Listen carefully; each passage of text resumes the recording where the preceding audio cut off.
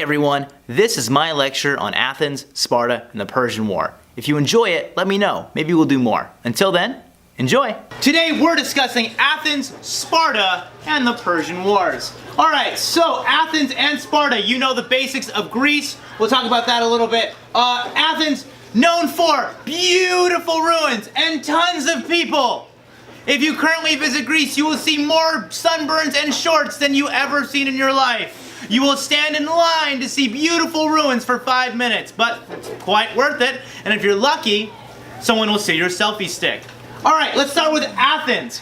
Athens is big on the arts. It's located near the water, which makes it big for trade. These guys are your artisans. They're all about the art, the fanciness. That's what they do. It's famous for its art, for its culture, and for its democracy. The idea that everyone has the freedom to speak. But you know that. They're like, everyone is free as long as you're a dude. And so they're like, free speech, freedom, yay, not you. And that's what Athens was known for. And they built up this freedom. This is a picture of the Renaissance and kind of the freedom and inspiring thought. They were smart. They were the studying version. Athens is the honors class of Greece. Sparta is not. Sparta. These guys are isolated. They're not near water like Athens is, and everyone's pretty much a soldier. That's what you're trained to be. You are kind of built up on this idea. And what I like is they preferred, they didn't really trade like Athens, they preferred to farm. But when they didn't have land to farm, they would just take that land. They're like, now we have more land, all is good. And then they would be like, look, more farmland. Out of that one? Cool, you, come here. Awesome, more farmland. And that's what they would do. Okay, so let's go to the government real quick. So Athens has what's called the council. 500 dudes doing the day-to-day stuff. Then they would have every 10 days the assembly. 6,000 dudes. And what's crazy is the book was like, now they had a way of knowing who wasn't there. Really? Really? And they would go and drag them along. And then the assembly would vote on the laws, proposed to the council, and everyone would speak. So I don't know how you would get anything done. We have 40 kids, and when you all speak, nothing gets done. 6,000 people, I'm amazed they passed one law. There's actual footage of what it looks like to be in Athens, just voting at the time. Sparta was different. Sparta had an oligarchy where only a few people were on the show. And they had what's called the Council of Elders, in which 2 kings and 28 other dudes, all old, made all the laws. And they said the assembly, and the assembly of dudes would vote yes or no. So here's an image of the Council of Elders. And so, to be on the assembly, what they said was you had to do an oral vote, as in like, yay or nay, whether you wanted someone to be on the assembly. Which is weird, because here's how I imagine it happening. With these guys, the idea of doing a vote based on the level of sound doesn't seem like the best idea. Do we want John in? Yay! What? They said the voting in John! Ask you, listen, he's asleep, we're gonna have to do it again. I mean, I don't know how they decided that sound was the best move for these guys, because they were all over 60. So the fact they were hearing anything was a miracle, but that's the way they did it. Economy. So Athens was based, again, on trade. It had this coin system that they developed. They traded with other cultures. They traded with oils. They traded the art. Athens, when you think Greece, you think Athens. That's the art you're going to see, all of that. Now, they had a big central market where everything was traded. Here's an image of it. This is where everything was traded. Yep, this is directly in Athens. It's modeled after, yes. But this is where they would trade everything based on their coins. Now, Sparta was a little bit different. Sparta was farming, or taking, or just taking farms. They were pretty much just like, we're gonna take things. Their economy was, do you want to trade? No, then we're gonna take it anyway. So they weren't the best negotiators. He said no, so I took it. It's fine. Then when they took it, what was great about them is if they took your village, they're like, yeah, you can live here, we just want your land. And they just give us some, you're good to go. So Athens had all these like slaves. Sparta's like, yeah, you just stay here, you're fine. And so these little slave villages that were perfectly happy, they were fine. And then they had a bunch of freemen as well who they were in the army, but they couldn't vote, but they couldn't be in the assembly, but they did things like make the armor, make the swords, because Sparta loves swords. Education. Athens. Boys were number one. Boys were number one. They educated them at home, then they went to school, then they like learned to write. These are the pretentious. This is Athens in a nutshell. You're gonna learn fencing and how to play the flute, and you're gonna learn art, but not like, you're gonna learn beautiful. It was all just like, if lacrosse was a sport, well that's not true, lacrosse super Sparta. But polo, definitely Athens. Definitely Athens. Dressage on the horse, all Athens. They taught them, they weren't like learning like aggressive, like lacrosse, that would have been Sparta. Like, yeah, no, Athens like, cool. Now we're gonna learn the long jump. It's a little bit harder than the other jumps, and like that's all Athens was. Boys being taught. Sparta, everybody worked out. That's what you learned. You worked out, they learned to fight, everybody learned to fight. Men learned to fight, women fight too. They also learned to read and write a little bit, but it wasn't as important. Which makes me laugh, because I imagine like counting, like if they didn't know how to count, that made working out difficult. You can just picture them just like, yeah! 1, 2, I don't know what's past this, so I'm gonna keep going. 3, 4, what's after 4? I don't know, do another one, okay. So they had to learn to count a little bit, so they could like measure their reps out. So at Sparta, everybody worked out. Everybody focused on that, and they, like, we have to learn to read so we can tell what we're going to take next. Besides, we've already been here, we can't go there. Women in Greece. All right, Athens had their democracy. Democracy. Just kidding. Yeah, the women were at home. Girls cleaned, cooked, and sewed. The mothers would educate. They couldn't even go outside alone.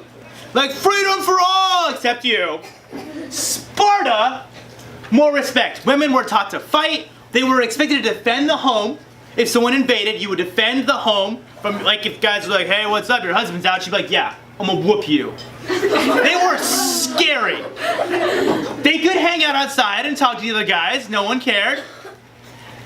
They could marry other men if their husbands were away at war too long.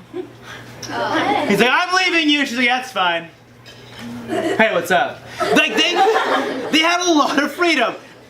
Did I mention they were scary? Which is okay. They want this freedom when we respect that. So that's big differences there. I don't know if that shows up on your test. But that's basically the difference between Athens and Sparta. I want to get into the Persian Wars, and I talked about this story a little bit in my other class, but I want to go over this story because it's the funniest story of the Persian Wars. So there's the Persian Empire. Here's the thing. The Persian Empire, when you hear the story like, yeah, Greeks beat the Persians, woo! The Persians weren't necessarily bad guys. They didn't have any slavery. They had a little bit of freedom of religion, and when Persia took over, they would let the king stay. They were like, yeah, we're going to take over, just pay us a little. Everything else can stay the exact same. That's why the Persian king was known as the king of kings, because they let pretty much the countries stay as they were. But because the Greeks won, they could portray Persia as whatever they wanted, so they made Persia sound just awful. But in reality, if you're going to grow up in medieval time, or ancient times, Persia's pretty good. Not a bad way to go. So, Persian Empire invades the Ionian Islands and begins to rule. So these islands reach out to Athens and Sparta, and they ask for help. And Athens comes down and goes to work and just takes out the Persians. Then they leave. And like, we did it! We won! We're the best! We're out! And the islands are like, wait, what? No, there's still some dudes. They're not done yet. They're coming back. And the Persians came back. They're like, what's up? Why'd you do that to us? And they're like, guys, Athens. They're back. And they're mad. And Athens is like, we won. We're cool. It's fine. We won. It was not fine. Persians were not happy with that. That's why it's called a rebellion, because the Greeks rebelled and then they got whooped over. So, this is a little example of what happens. These are your Persians. He's like, we beat you, we're fine. He's like, no, you're not. So that's why it's a rebellion. They're mad, Persia's mad, and they set their sights on the rest of Greece, which is just a collection of city-states at this point. So there's the Battle of Marathon, which is 26 point something, who knows, miles away from Athens. Now, what happens is, Persian forces converged, but they were beaten back by the Athenians, which is amazing. Athenians asked the Spartans for help, but the Spartans were on a break, and they were like, yeah, we're having a holiday, so good luck with that, and they didn't come. But the Athenians beat the Persians back, which is awesome, and Persians retreat to Asia. So Athens like, we're just on top. Then there's the Battle of Thermopylae. And again, I'm struck by portrayals of Greek soldiers because they tend to miss things like armor. It always blows my mind. They're like, I'm gonna go fight, and they have their like helmet on, and their chest plate is literally like a strip of leather. Like, oh no, don't hit my shoulders. I can't. But like they feel like, what are you gonna wear? I'm gonna wear a cape, and that's it, just a cape. Really hoping no one hits me with an arrow, which is ridiculous because that's all Persian. That's all they did. They all shot arrows. So Thermopylae, Xerxes is the new Persian leader, and he's coming back. So he brings a ton of guys back to Greece, and they decide to go through the pass of Thermopylae, which is this pass you can go through to access Greece. So legend has it that these tons of Persians showed up, and 300 Spartans, all ripped, all serious soldier guys, showed up and fought them. And there was just like held off 6 million Persians, my mistake. They held off 6 million Persians, like, rah, rah, rah, rah. And eventually they died, but that was the story the Greeks told us. Like, we took 300 men and beat back millions of other dudes. Hold on.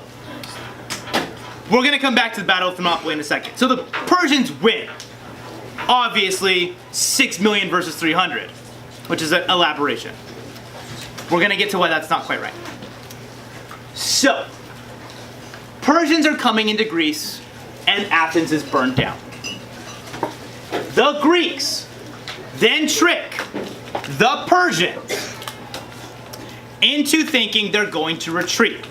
So they take them out to sea, and they say, Persians follow their boats. Aha, they are running away, let's follow them. I don't know why they're French, but they are. Follow them in, trap them, and they ram their ships and sink them. I don't know whose plan this was. I'm sure you could look it up, but it worries me that this was their plan. There is. I know you can look it up in your book, but I want to talk about the conversation that was had when they said, "All right, we have them all together. What are we gonna do to destroy them? We're gonna take our boats and hit their boats." What about our boats? Oh, I didn't really think about that. What if we just put a giant stick on the front of our boats? Yeah, that'll work. And they did. It went straight through them. Literally, it was like, hang on, this is gonna work, or it's gonna go really bad, really fast. And it did, it worked. Greeks then ran the Persian ships and sank them all, and then Persian navy is done. Moving on. Final battle. So the Persian navy is out, but the Persian ground game is still going fairly strong. So the Persians all show up at this battleground where they meet up with the Avengers of the Greek world, which is all of the city-states that come together. You got your Thors, your Captain Americas, they all come together. Now, Greece wasn't a thing at this point. There is no Greece. It's just a bunch of city-states that happen to be located in the land we later call Greece. So Athens joins with Sparta, joins with other city-states, they all come together, and they work the Persians back. They team up, and the Persians go home. What's great about this is before this battle, Xerxes has bailed. He left. He's like, oh, this is gonna go badly. And so he leaves, and then the Persians are left like, wait, what? And then the Athens and Sparta, they all come down, they work the Persians, and they send them back. Here's the deal about this, though. So, history is always written by the winners. So this idea that the Greeks are good, yeah, freedom, democracy, everyone is free. Beat back the Persians, boo, bad, Persia. Persia. It doesn't quite hold up when you think about how good like the Persian kingdom was and how prosperous it was, but the Greeks won. So let's go back to Battle of Thermopylae, where 6 million Persian. So I would imagine that when they're retelling this story, each time they tell it, the number of Persians goes up. Like, yeah, 300 guys beat back 2 million. It was 2 million? Yeah, you said 1 million. Now it's 2 million. It was a lot. Point is, it was 2. Now it's 6. There were 6 million dudes. We each killed like 4 million of them. Yeah, it was a lot. And then they ended up dying. So they get to tell this story however they want. And that's what they did. So when you read your book and they're like, yeah, Greece won, they beat back the evil army, it's not exactly right. They kind of added on, and that's why it comes like, oh, Athens was amazing. Kinda. Sparta was amazing. Kinda. But together they make Greece, and that's kind of where you end up at the end of the day. And that's it. That's your history.